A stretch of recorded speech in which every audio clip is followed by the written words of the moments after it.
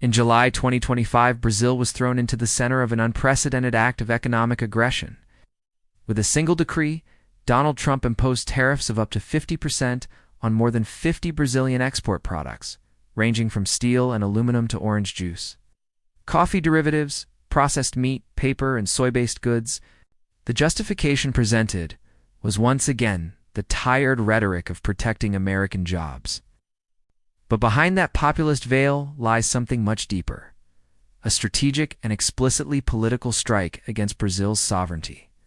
Its independent foreign policy under Lula, and its increasing alignment with the emerging multipolar order represented by the BRICS. Let us be clear, this is not a commercial disagreement.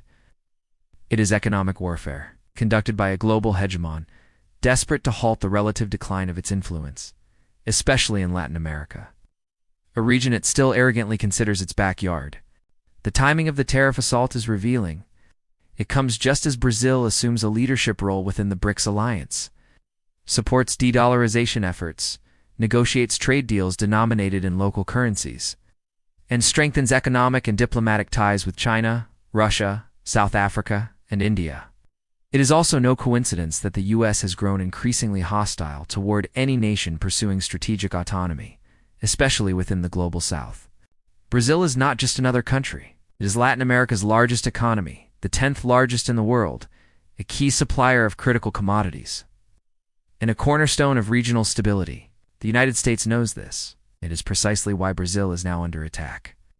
The economic relationship between Brazil and the United States has historically been significant, but asymmetrical.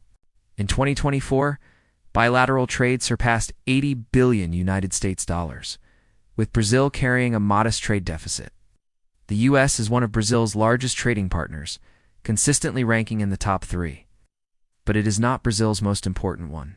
That position now belongs to China, which has been Brazil's #1 export destination for over a decade. While the U.S. primarily exports industrial goods and services to Brazil, Brazil exports raw materials, agricultural products, and semi-manufactured goods. A structure that reflects a colonial pattern where the South remains dependent on selling low-value exports to the industrialized North. The new tariffs target sectors where Brazil holds a competitive edge, sectors that generate hundreds of thousands of jobs, especially in export-oriented states. The Brazilian National Confederation of Industry has warned that the measures will result in immediate losses of revenue, canceled contracts, and supply chain disruptions. Moreover, the AmChim Brazil, traditionally pro-US in orientation, joined the CNI in denouncing the tariffs as economically unjustifiable.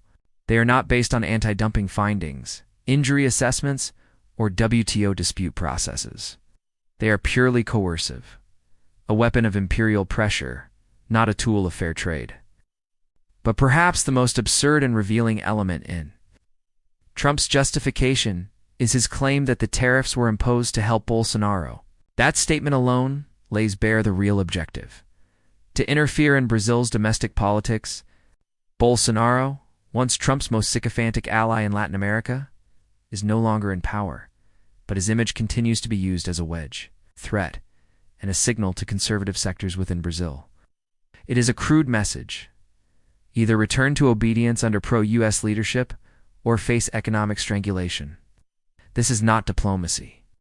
It is neo-colonial blackmail. President Lula, to his credit, responded with remarkable clarity and force. He declared that Brazil does not accept tutelage from any foreign power, and invoked the law of reciprocity, pledging to apply proportional retaliatory measures.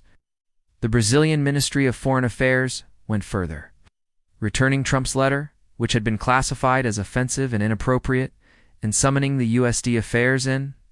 These are strong diplomatic acts that mark a significant departure from the humiliating submission that characterized the Bolsonaro years.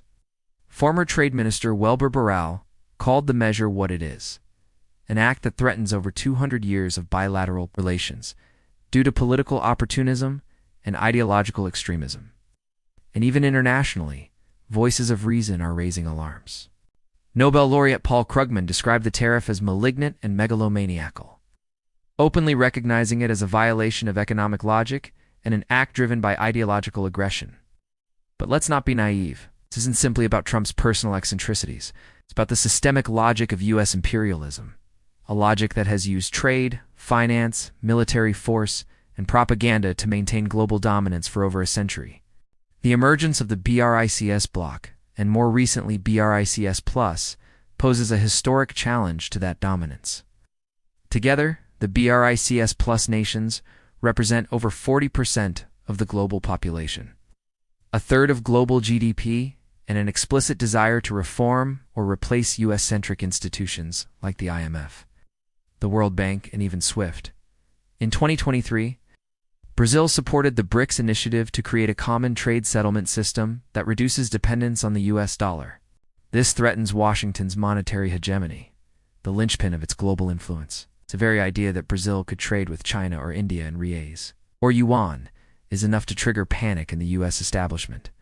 The tariffs are not just a punishment, they are a warning to other nations that defying the U.S. economic order comes with a cost. Yet this strategy may backfire. By attacking Brazil so openly and so brutally, the U.S. exposes the fragility of its influence. It alienates allies, radicalizes trade partners, and accelerates the very multipolarity it seeks to prevent. And for Brazil, this moment may serve as a final wake-up call, that the path of subordination has reached its end. The agribusiness lobby, which once rallied behind Trump, is now in disarray. Exporters are witnessing their U.S. contracts dissolve overnight. Investments may be frozen, factories may planning layoffs. The myth of protection through obedience has crumbled. Brazil must now decide. Will it attempt to appease an empire that does not respect it, or will it boldly forge a path of economic sovereignty, South-South solidarity, and regional integration? This is a decisive moment, not just for Brazil, but for the entire global South. The post-World War order is unraveling. The imperial center is striking out clumsily and violently against any country that dares to step out of line. And yet, a new world is emerging, one not controlled by the Pentagon or Wall Street, but by networks of cooperation among formerly colonized nations, by trade that respects sovereignty, and by finance that is no longer held hostage by the dollar. Trump's economic attack on Brazil is an act of desperation from an empire in decline. But it is also a dangerous one. It aims to crush alternatives, destroy resistance, and reassert U.S. dominance in Latin America. But it might have the opposite effect. It might finally push Brazil, and perhaps others, to say enough. If this video helped you understand the deeper implications of this conflict, subscribe, like, and share. Because the fight against imperialism is not just fought with armies, it's fought with knowledge. And knowledge starts here.